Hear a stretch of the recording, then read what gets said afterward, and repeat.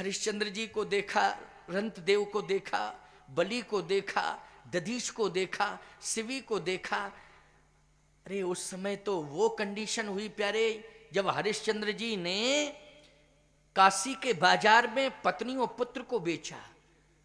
दशरथ जी देख रहे हैं कि एक सिंहासन से उतर के जाता है, सत्य और धर्म की रक्षा के लिए काशी के बाजार में बिक जाता है।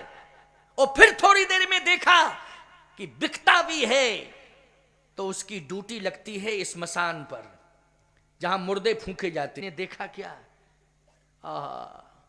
इकलौता बेटा है रोहित, उसको तक्षक ने डस लिया।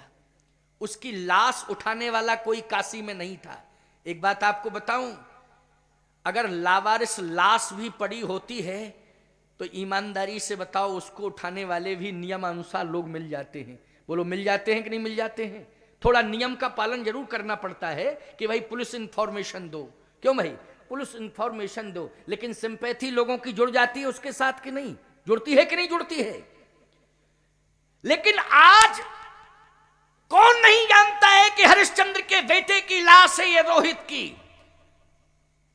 काशी जैसे नगर में, जहां पर संस्कारों की भूमि माना जाता है काशी को, लेकिन आज काशी की भूमि पर रोहित की लाश को कोई छूने वाला नहीं है।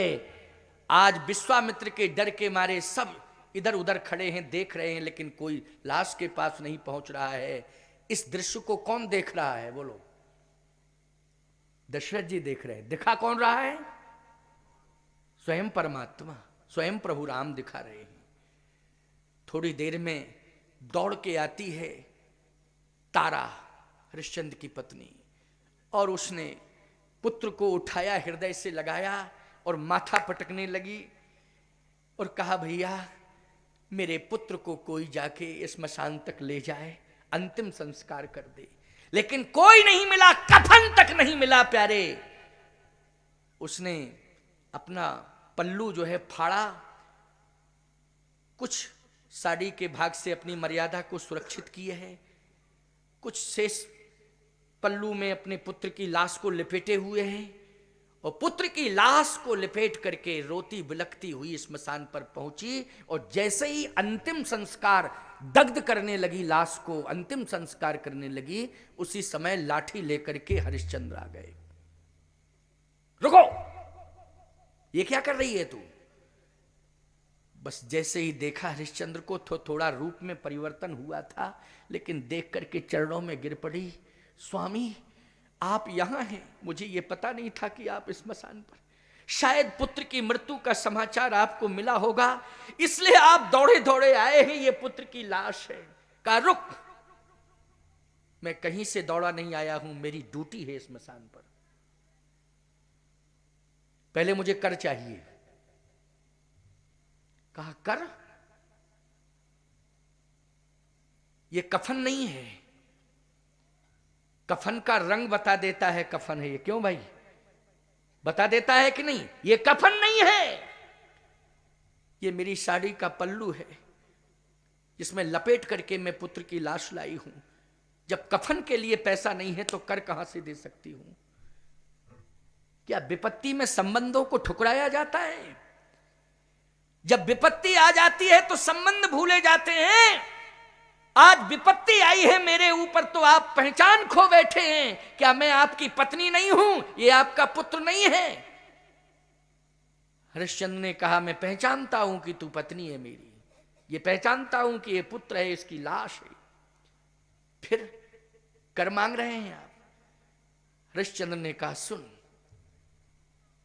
मैं जानता हूं तू मेरी पत्नी है, मैं जानता हूं ये मेरा पुत्र है, लेकिन मैं पत्नी और पुत्र का त्याग कर सकता हूं, लेकिन जब तक जिंदा हूं तब तक सत्य और धर्म का त्याग नहीं कर सकता हूं। मेरा धर्म कहता है कि मुझे कर लेना चाहिए, मैं कर लूंगा।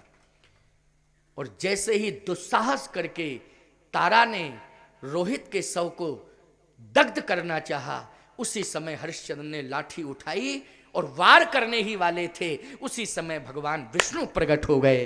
हरिश्चंद्र तुम्हारे सत्य की परीक्षा हो गई, तुम्हारे सत्य की परीक्षा हो गई। भगवान ने हरिश्चंद्र को हृदय से लगा लिया,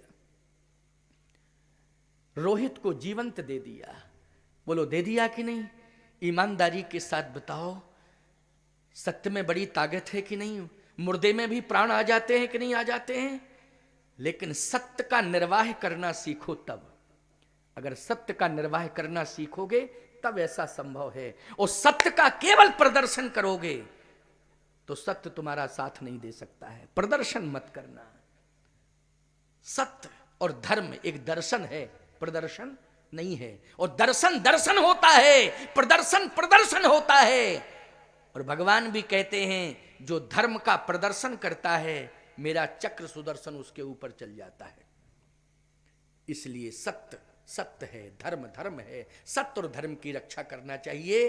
बस जैसे ही ऐसा दशरथ जी ने देखा, आंख खुल पड़ी। भगवान शंकर ने कहा अब आप क्या चाह रहे हैं बताइए? आपका पुत्र अयोध्या में रहे या आपका पुत्र बन जाए?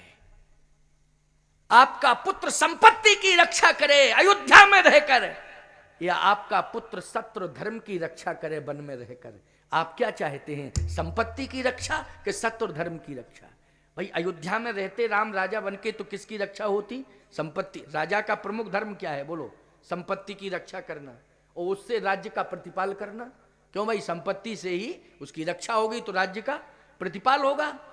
तो संपत्ति की रक्षा करने के लिए पुत्र को अयोध्या में रखना है और सत्य और धर्म की रक्षा करने के लिए या पुत्र को वन भेजना है? बोलो। दशरथ जी ने कहा मैं जिस कुल में जन्म लिया हूं उस कुल में संपत्ति और पुत्र को प्राथमिकता नहीं दी गई, उस कुल में सत्य और धर्म को प्राथमिकता दी गई है।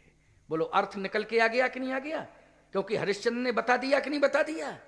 संपत्ति और पुत्र को प्राथमिकता नहीं दी गई है, सत्य और धर्म को